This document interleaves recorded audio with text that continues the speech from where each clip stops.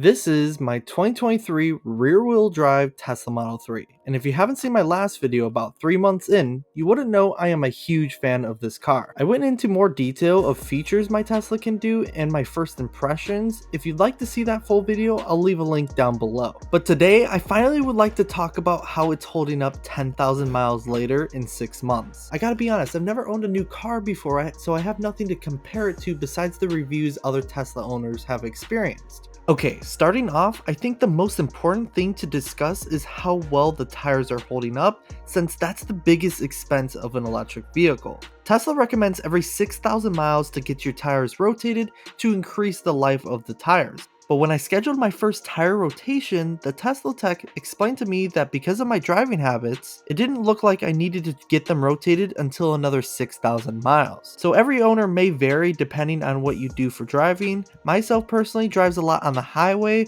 which actually allows your tires to last longer due to less stopping and going. Next, a very controversial topic about Teslas has to do with the design of the front. I briefly discussed in my last video that I did not decide to do a ceramic protection as it was already too late. As you can see, there is a collection of bugs and small paint chips from rocks and salt. At first I was very bothered by this, but after accepting that it's a car and it's not going to be perfect forever, and as long as you maintain the Tesla by cleaning it, it's not the end of the world.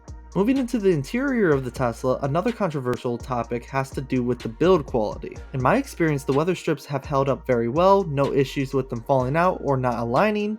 The side pillar had a bit of a gap since delivery, so I haven't really thought terrible about it, although it would be nice for a Tesla not to have any gaps. Now, the seats have been the best seats I've ever had in a car before. Not only are they very comfortable, but are super easy to clean. I recommend using a non-alcoholic baby wipe to clean the seats as they won't dry out as quickly. In regards to the interior, I have one major complaint, and that has to do with wind noise. I don't know if in a gas car the car makes more noise and that the Tesla doesn't, but every time I roll down a window and roll it back up, it seems as if it doesn't seal properly at first. Now, after the latest software update allowing remote venting windows, I have noticed the windows seem to have improved on sealing somehow, but I really just don't know. The interior has normal wear and tear from your shoes swiping across the trim of your Tesla, but a good way to avoid that is actually with today's sponsor. LASFIT makes a perfect trim protector that is very easy to install. All you do is pull the bottom weather strip up and place the adhesive backing to the trim and snap it on.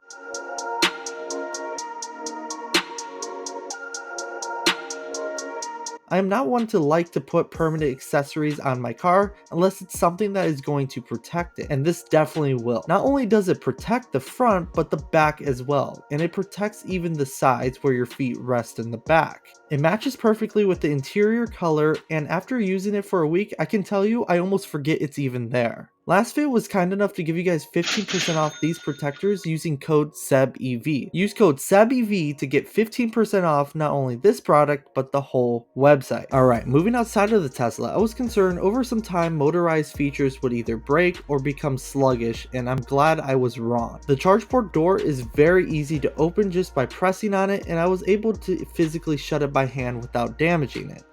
The power trunk is just as well built.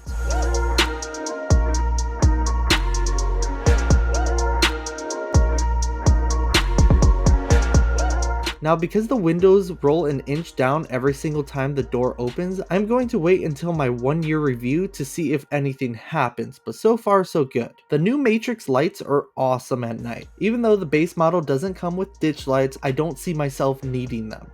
I almost feel bad for oncoming traffic due to how bright they are. Alright, now most importantly, this is an electric car and I definitely have seen slight battery degradation. EPA states this car should do 267 to 272 miles on a full charge. Because the base model and the long range model is an LFP battery, you can actually charge this vehicle to 100%. So as of right now, on a full charge, the top left where the battery percentage is, states that I get 264 to 266 miles on a full charge. So I technically lost anywhere from 6 to 8 miles of range, or 2 to 3% in 6 months. Now, this isn't completely accurate as Teslas sometimes lower the amount you can store in the battery to protect the battery cells. But I also downloaded an app called Tessie that checks my battery health to see if I had any issues.